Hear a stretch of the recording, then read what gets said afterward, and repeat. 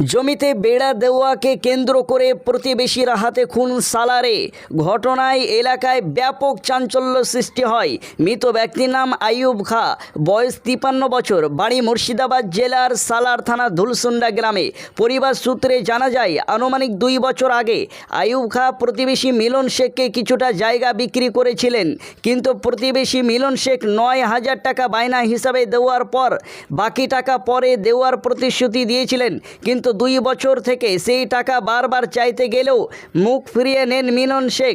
9,000 টাকা বায়না দেওয়ার পর বাকি টাকা গত 2 বছর থেকে বারবার চাইতে গেলেও মিলন শেখ টাকা না দেওয়ায় আইয়ুব খা তার সীমানা বাঁশের বেড়া দিয়ে ঘিরে নেয়। তারপর ওই জায়গা বেড়া দেওয়াকে কেন্দ্র করে 2 পক্ষের মধ্যে বচসা শুরু হলো। মিলন শেখ সহ আরও কয়েকজন আইয়ুব খাকে ওই বেড়া ভেঙে মাথায় আঘাত করায় ঘটনাস্থলে লুটিয়ে পড়ে আইয়ুব খা। পরিবারের লোকজন উদ্ধার করে চিকিৎসার জন্য সালার প্রাথমিক স্বাস্থ্য কেন্দ্রে নিয়ে গেল।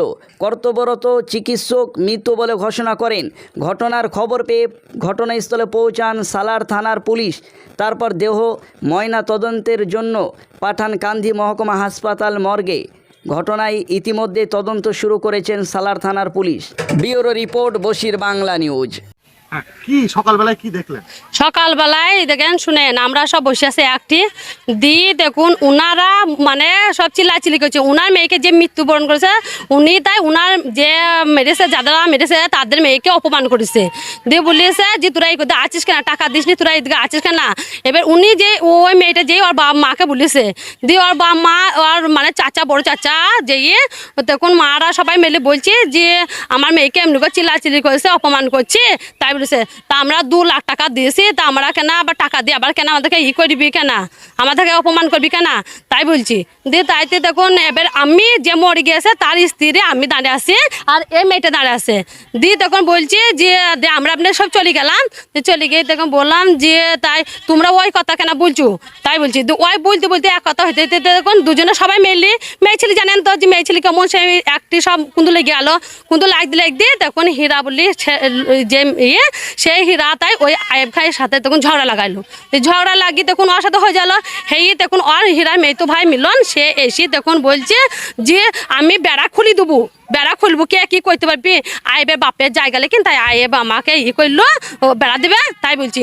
তাইতে আইয়ুব খা বললো যে কেন আমি কে বেড়া খুলছি, কই চোর দেখি।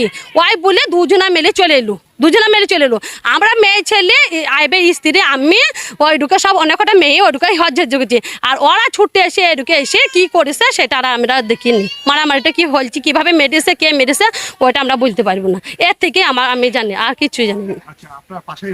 হ্যাঁ, এই পাশে বাড়ি এটা। হ্যাঁ, চাচা শ্বশুর হচ্ছে, পাড়ার সম্পর্কে চাচা শ্বশুর হচ্ছে। আইয়ুব খানের কে হন? আপনি ভাই হয়।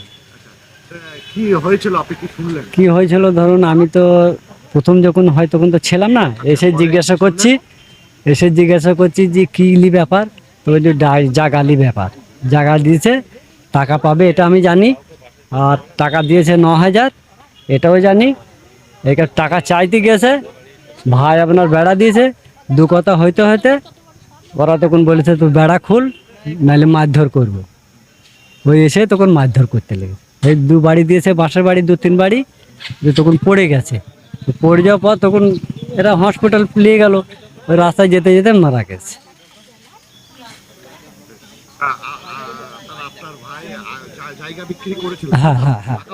হ্যাঁ, টাকা পেত, রেজিস্ট্রিও হয়নি। মিলন, মফন, নটু আর হীরা, আর একটা চাচা, বড় চাচা। আমার নাম রহিম খান।